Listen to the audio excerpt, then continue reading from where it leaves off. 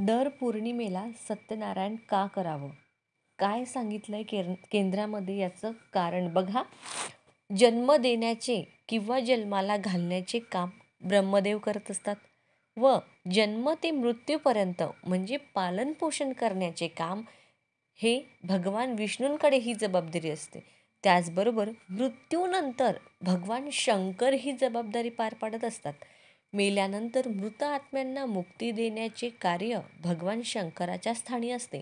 श्री क्षेत्र त्र्यंबकेश्वर या ठिकाणी नारायण नागबली हा विधी केला जातो. आपल्या घरात पुरेसे न पडणे, आर्थिक अडचणी येणे, अन्न चविष्ट न लागणे, अन्न खाऊन तृप्ती न होणे, महिनाभर पुरणारे धान्य महिनाभर न पुरता लवकर संपणे, घरात पैसा नको असलेल्या ठिकाणी खर्च करावा लागणे, पैसा घरात आला म्हणजे त्याला वाटा फुटून अनाठायी पैसा खर्च होणे. बघा, ह्या सर्व बाबींचे कार्यकारण म्हणजे भाव आपणास समजत नाही.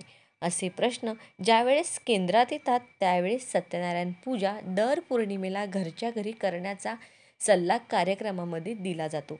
सतत 12 पौर्णिमांनंतर त्या व्यक्तीचे खूप सारे प्रश्न हे बऱ्याच अंशी सुटलेले असतात. बरेच चांगले अनुभव अनेक लोकांना आलेले आहेत. कारण असे की आपण जी सत्यनारायण पूजा करतो ती धान्याची पूजा असते. बघा, जुनी मंडळी अशी म्हणत की घरचं धान्य सरत नाही व विकतचे धान्य पुरत नाही. कारण विकतचे आणलेले धान्य आपल्या घरी आल्यानंतर आपण ते खातो. त्यावर जाणकार मंडळी असे म्हणतात की ओकलेलं खाल्लं तर एक वेळेस ते चालेल, परंतु टोकलेलं खाऊ नये. जैसे खावे अन्न वैसे उपजे मन. या सर्व गोष्टी आपल्या कुटुंबावरती व आपल्यावर किती वाईट परिणाम करू शकतात. बघा, आपल्या घरचं पिकलेलं अन्न जे असतं ते आपल्याला माहिती असतं की ते कशा पद्धतीमध्ये पिकलेलं आहे. पण आपण जिथनं ते अन्न आणतो, बघा कुठे कुठली क्रिया, त्याचबरोबर कुठली वाईट शक्ती कुठे उपजत असते आपल्याला माहीत नसतं. बघा, घरातील माणसे एक विचाराने न राहणे, घरात अन्नधान्य पैसा पुरे न पडणे, या सर्व गोष्टींचे मूळ आपल्याला या ठिकाणी दिसून येते. म्हणून आपल्या पूर्वजांनी फार बारीक अभ्यास करून घरच्या घरी पौर्णिमेला सत्यनारायणाची पूजा करण्याची प्रथा घालून दिली आहे.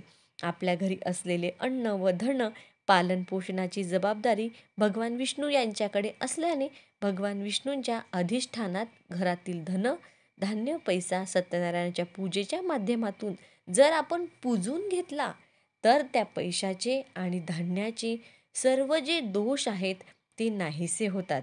तसेच तो पैसा धन धान्य पैसा टिकल्यास त्याला बरकत राहते. त्या ठिकाणी पवित्रता येऊन घरातील लोकांनी ते पवित्र अन्न खाल्ल्याने त्यांच्याही मनामध्ये पवित्र विचार येऊन घरात सुख शांती आनंद प्रसन्न वातावरण राहण्यास सुरुवात होते. बघा, सत्यनारायण पूजा ही दर पौर्णिमेला प्रदोषकाळी सूर्यास्ताआधी व सूर्यास्तानंतर 24 मिनिटांच्या आत करायची असते. ऐश्वर्य धन संपत्ती याचे मालक भगवान विष्णू व माता लक्ष्मी देवी यांच्या कृपाप्रसादासाठी घरच्या घरी पूजा करावी. त्याचबरोबर मकर संक्रांतीच्या दिवशी देखील सत्यनारायण पूजन आवर्जून करावं. सत्यनारायण पूजेमध्ये जेही आपण साहित्य वापरतो म्हणजे जसं की धान्य तांदूळ गहू त्याचबरोबर पैसे, ते सगळे आपण पूजा झाल्यानंतर आपल्या धान्यामध्ये टाकत असतो. त्यामुळे आपण पूजलेलं अन्न खात असतो. देवांचा आशीर्वाद असतो त्यामध्ये. बघा, तो प्रसाद असतो. त्यामुळे आपल्या घरामध्ये कधीही अन्नधान्याची कमतरता होत नाही.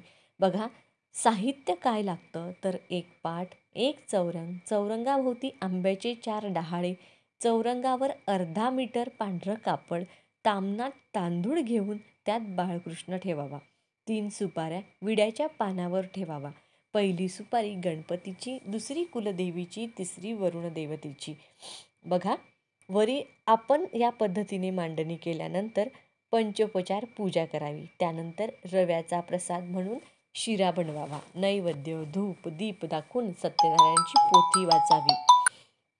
त्याचबरोबर सत्यनारायण भगवानांना अन्नाचा नैवेद्य दाखवून आरती म्हणून प्रसाद वाटावा. प्रसाद कुटुंबातील व्यक्तींनीच खावा. बाहेरच्या कुणालाही प्रसाद देऊ नये. नातेवाईकांना सुद्धा देऊ नये. यानंतर पूजेतील उरलेले गहू, तांदूळ त्या धान्यात टाकावे. त्यामुळे धान्याचे दोष नाहीसे होऊन ते धान्य पवित्र होतं. म्हणून दर पौर्णिमेला व संक्रांतीला सत्यनारायण पूजन करावं. या विधीमुळे घरामध्ये सुख शांती नांदते, धनधान्य पुरते आणि आर्थिक स्थितीसुद्धा सुधारते. पौर्णिमेचा सत्यनारायण कसा करावा याची संपूर्ण माहिती, संपूर्ण व्हिडिओ आपल्या चॅनलवरती आहे. पौर्णिमेचा सत्यनारायण बघा, पूजा मांडणीपासून कशी मांडावी, कोणते मंत्र म्हणावे, काय म्हणावं, हे संपूर्ण त्या व्हिडिओमध्ये दिलेलं आहे. व्हिडिओमध्ये तुम्हाला दिलेली माहिती आवडली असेल तर या व्हिडिओला लाईक नक्की करा आणि दर पौर्णिमेला तुम्ही सत्यनारायण आवर्जून करून बघा. तुम्हाला खूप चांगला अनुभव येईल. मी सुद्धा दर पौर्णिमेला सत्यनारायण पूजन करते. तुम्ही संकल्पयुक्त सत्यनारायण पूजन सुद्धा करू शकता. भगवान विष्णू तुमची मनोकामना नक्की पूर्ण करतील.